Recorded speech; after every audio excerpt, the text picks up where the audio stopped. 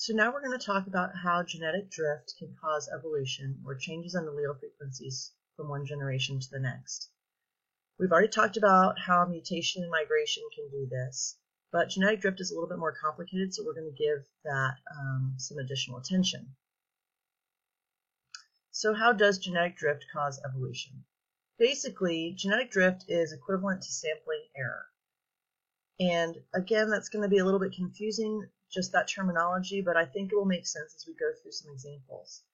By random chance, some alleles get passed on more often than others, just randomly. So if there's random mating, still, even with random mating, some individuals have more offspring than others. And so that is what we mean by genetic drift. It is often called non-adaptive or neutral evolution because it is not evolution and there's no advantage for the alleles being passed on. It's just that some alleles get passed on more than others by random chance. So these little fluctuations caused by genetic drift have a much greater impact in a small population than they would in a large population. And so small populations are more likely to show significant evolution caused by genetic drift. One thing that we're going to see in the simulation that I'm about to show you is that alleles, like we can again think about the big A or the little a, in a small population, alleles can more easily become fixed, meaning they're the only form of a particular gene in a small population, or they can become lost in a small population just because of this random sampling error from genetic drift. So this little figure down here is just showing that here's an original population, and you see that there are 3 individuals who are green and 2, 4, 6 individuals who are tan, and just someone steps on them by accident, happens to kill more of the green ones, and the resulting population has only 1 green and still 6 tan ones. And so that is sort of a random occurrence that changes the allele frequencies. So that's what genetic drift is like. So I'm going to show you a simulation in just a second, how this can work and how population size can impact allele frequencies due to genetic drift. So we're going to be talking about 2 different alleles, big A and little a, from those chromosomes that we talked about earlier. And we're going to be running simulations on this, on a screen just like this. And you can see down here it says generation, and really what that means is time. So how many generations are there in the simulation that we're doing? And here is the frequency of the big A allele. So remember that there's a big A and a little a, but they're only showing in this simulation the frequency of the big A. So if the big A starts here around 50% and ends up coming up here, then that means the big A is fixed and there are no small a's in the entire population. Same thing if you see the line moving down here over time and then it gets stuck down here, that means the frequency of the big A is at 0 and all of the alleles in the population are the small a. So now we're at the simulation website, and I have some control over what parameters I want to use. If you see here, this says starting allele frequency, it says 0.5. That means that we're going to start with 50% of the alleles in the population being big A and 50% of the alleles being little a. We can set this number of generations to whatever we'd like it to be. We're going to start at 500. This is just a matter of time. How many generations are we going to see in the simulation? And we want to change this to finite population so that we can change the population size. So I'm going to, let's just start it at 500 and see what happens if you have a population size of 500. Population size is the number of individuals in the population that are randomly mating and all of these. You can do lots of different things down here with different mechanisms of evolution, but since we are just looking at genetic drift, that's what we want to start with. So we're going to go ahead and say generate graph. Okay, so we let it go 500 generations. You can see that this would be 500 right here, And this is a population of, I believe we had 500 individuals in the population. Yes, 500 individuals in the population. And you see that just through random chance, eventually what happens after about 240 generations, you end up with the big A allele being fixed. So there's no little a alleles.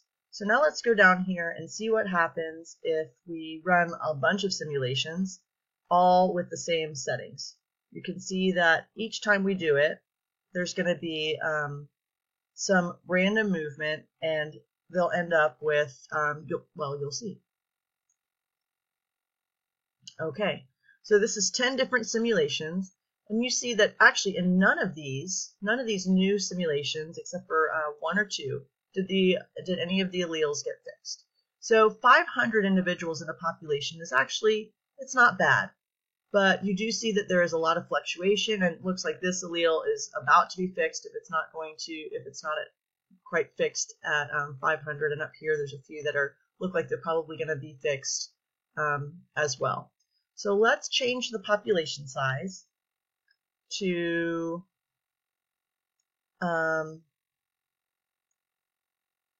about 3,500. That's close enough. So now we have made the population really big, and let's see if we get as much fluctuation with these alleles. Okay, and I still did 10 simulations. Okay, so you can see there's less fluctuation, less likelihood that allele is going to be fixed if you have a larger population size. Now let's go to a really small population size, like let's see if we can get down to like 50 or something. Okay, we're at 60. So let's see what happens when we do 60. Small population. Okay, in every one of the simulations, we have lost a lot of genetic diversity. In half of the or I don't know how many, but several of the simulations, the big A allele was fixed, and in the remaining populations, the remaining simulations, the little a allele got fixed. So in every one of these scenarios where you had 60 individuals in the population, just through random genetic drift, you lose an allele in every single one of them. Okay. So here are some additional simulations that you can see from a similar program, and just shows basically what I just showed you, that with a really small population, this one has a population size of just 4 individuals. In each case, one of the alleles is lost. 40 individuals, this is only 80 generations. You can see that in several of the simulations, an allele is lost even before 80 generations. And when the population gets larger, you see less fluctuation. Okay, there is still genetic drift in these large populations. It's just less likely to result in the loss of, in the extreme loss of genetic variation. So there's 2 real factors that can produce genetic drift, or basically ways that you can get small populations and these random sampling errors. They're called the bottleneck effect and the founder effect.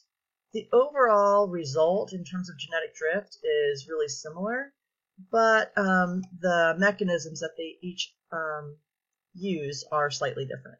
So in each case, you sort of have higher genetic diversity in the original population, and some random event happens that reduces the population size, and the new population has a different genetic makeup or different allele frequencies than the original population. So the bottleneck effect is best illustrated by using a bottle, because this is sort of the reason why it was called this.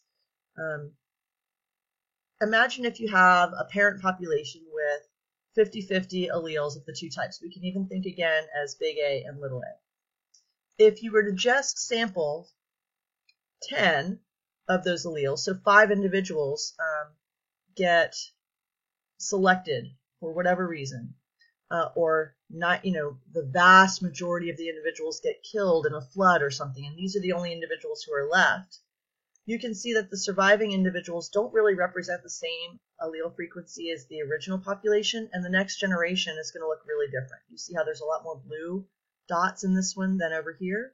So this is how one way that genetic drift can happen as a sampling error.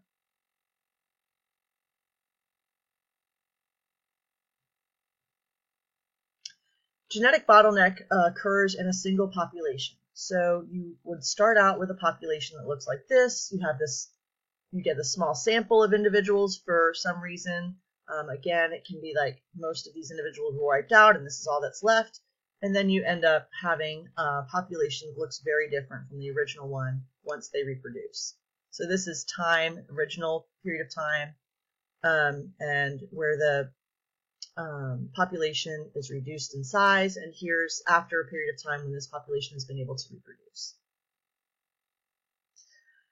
The bottleneck effect has been on display in lots of species, but maybe most obviously in cheetahs. So cheetahs went through a severe bottleneck effect 10,000 years ago, where the population was almost entirely wiped out except for essentially one litter of kittens. And so all of the genetic variation from cheetahs has come from that single family of cheetahs. So all cheetahs that currently exist can be traced back to that single litter, which is a pretty big deal. And the cheetahs have a very low genetic diversity. And that causes problems for them because, for example, if an epidemic came out that was really detrimental to cheetahs and was killing cheetahs, it would wipe out nearly all of them because they don't have a lot of genetic variation, so there's not a lot of individuals who would probably survive. Obviously, they have been able to gain a few mutations over 10,000 years, but 10,000 years isn't long enough to really increase genetic diversity that much. So they are a very susceptible species because of that bottleneck they went through. Founder effect is very similar in terms of the resulting patterns, but it's more about having a large population in origin, and then small subpopulations get split off for one reason or another. So you can think of this as maybe a mainland population, and then these are different island populations where some of these individuals maybe they're birds and they got blown off course and they populated new islands. So if this is what happened at the different islands, then you can envision that the resulting populations if they get established and reproduce, that those populations will look very different from the original population. And so that's the founder effect.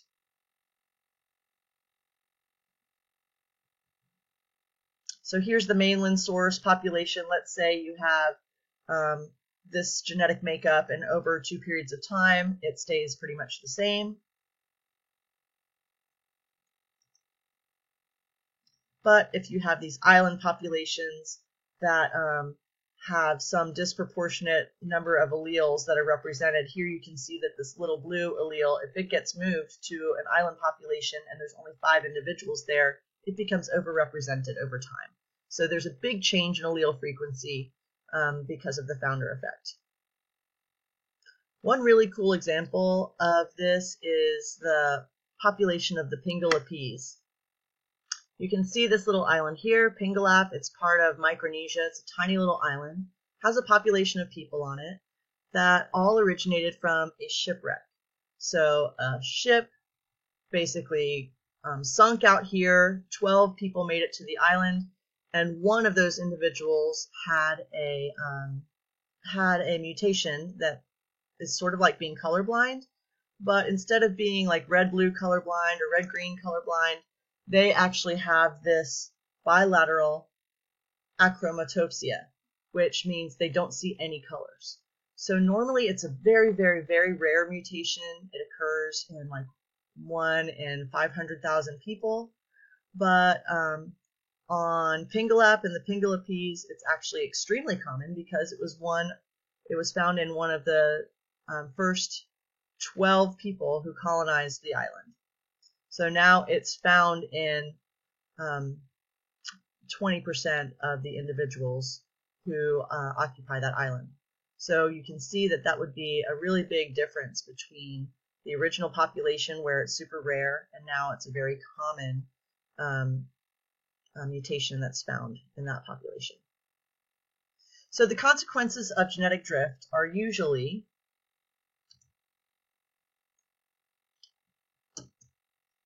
sorry about that.